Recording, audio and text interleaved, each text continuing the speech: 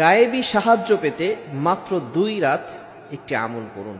অনেক সময় আমরা কঠিন বিপদে পড়ে যাই, একেবারে অসহায় অবস্থায় পড়ে থাকি, অনেকে ডিপ্রেশনে পড়ে যায়, কি করবে কিছুই বুঝতে পারে না। হতাশ হওয়া যাবে না। Never lose hope, never give up. মুমিন কখনো হতাশ হয় না, মুমিন কখনো আশা হারায় না। নিরাশ হয় কাফেররা, মুমিন কখনো হতাশ হয়ে যায় না। মুমিন সব সময় আল্লাহর উপরে ভরসা রাখে।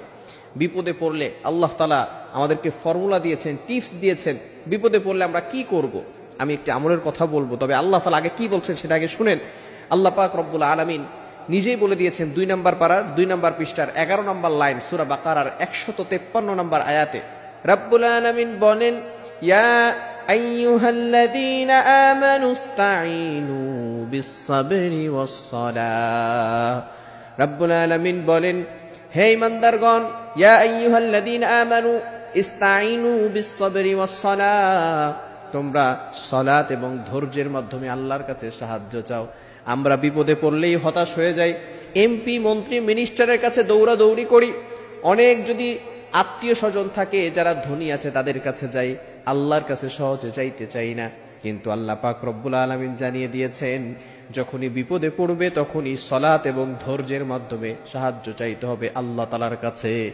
আমলের কথা বলবো, রাসূলুল্লাহ সাল্লাল্লাহু আলাইহি ওয়াসাল্লাম আমাদেরকে আমলের কথা শিক্ষা দিয়েছেন, সাহাবায়ে কেরামদেরকে শিক্ষা দিয়েছেন। অনেক সময় সাহাবায়ে কেরাম নবীজির কাছে যেতেন, বলতেন, ইয়া রাসূলুল্লাহ, ইয়া হাবিবাল্লাহ, কিছু আমল আমাদেরকে শিক্ষা দেন, যে আমলের মাধ্যমে আমাদের ঋণ দূর হয়ে যাবে, আমরা হালাল ভাবে ধনী হতে পারবো, কিছু সম্পদ আল্লাহ তাআলা আমাদেরকে দিবেন। নবীজি সাল্লাল্লাহু আলাইহি সাল্লাম আমল শিক্ষা দিতেন। আমি যে আমলটির কথা বলবো সেটা হচ্ছে, আল্লাহুম্মা ইন্নী আসআলুকাল হুদা ওয়াত তুকা ওয়াল আফাফা ওয়াল গিনা। রাসূল সাল্লাল্লাহু আলাইহি সাল্লাম আমাদেরকে ছোট্ট একটি দোয়া শিক্ষা দিয়েছেন। যদি এভাবে আপনি দোয়া করতে পারেন, আল্লাহ পাক রব্বুল আলামিন আপনাকে সকল বিপদ আপদ থেকে গায়েবী ভাবে সাহায্য করবেন। বিশেষ করে 2 রাত বলতে আপনি তাহাজ্জুদের সময় সালাতে দাঁড়াবেন, নামাজ পড়বেন। বিশেষ করে জুমার রাতে, যেই রাত হওয়ার পরের দিন জুমা হয়, এটাকে বলা হয় জুমার রাত, অর্থাৎ বৃহস্পতিবার রাতের বেলা, পরের দিন শুক্রবার, এই শুক্রবারের আগের রাতটাকেই বলা হয় জুমার রাত। এই রাতে আপনি 2 রাকাত নামাজ পড়বেন, কারণ এই রাতে খুবই গুরুত্বপূর্ণ একটি রাত, জুমার রাত। এই রাতে আল্লাহ তাআলা অসংখ্য অগণিত মানুষের গুনাহ খাতাগুলো ক্ষমা করে দিয়ে থাকেন। আর তাহাজ্জুদের সময় আল্লাহ তাআলা প্রথম আসমানে আসেন। Can imagine that? আপনি কল্পনা করতে পারছেন? আল্লাহ তাআলা প্রথম আসমানে এসে বান্দাদেরকে ডাকতে থাকেন আর বলতে থাকেন, বান্দা কার কি লাগবে আমি আল্লাহর কাছে চাও, আমি আল্লাহ তাআলা তোমাদেরকে সব ব্যবস্থা করে দিব। আল্লাহ তাআলা নিজে বলতে থাকেন। এই সময়টা আপনি তাহাজ্জুদের সালাতে দাঁড়িয়ে যাবেন, 2 রাকাত নামাজ পড়বেন, অথবা 4 রাকাত নামাজ পড়তে পারেন, কোনো সমস্যা নাই। 4 রাকাত নামাজ পড়ে এরপরে আপনি লা হাওলা ওয়ালা কুওয়াতা ইল্লা বিল্লাহিল আলিয়্যিল আযীম পড়বেন। 100 বার লা হাওলা ওয়ালা কুওয়াতা ইল্লা বিল্লাহিল আলিয়্যিল আযীম, এবং 7 বার আল্লাহুম্মা ইন্নী আসআলুকাল হুদা ওয়াত তুকা ওয়াল আফাফা ওয়াল গিনা। এটা পড়ে এরপরে আপনি আল্লাহর কাছে দোয়া করেন।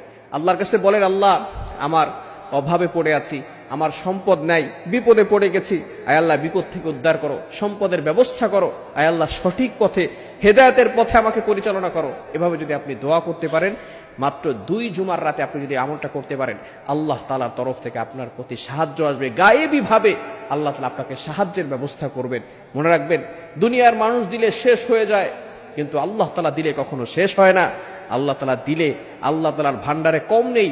আল্লাহ তাআলা যাকে দেন তাকে এমন ভাবে দেন, সেই বান্দা এমন ভাবে সম্পদের মালিক হবে যে দুনিয়ার কেউ তাকে ক্ষতিগ্রস্ত করতে পারবে না। আল্লাহ তাআলা আমাদের সকলকে এই আমলটি করার তৌফিক দান করেন।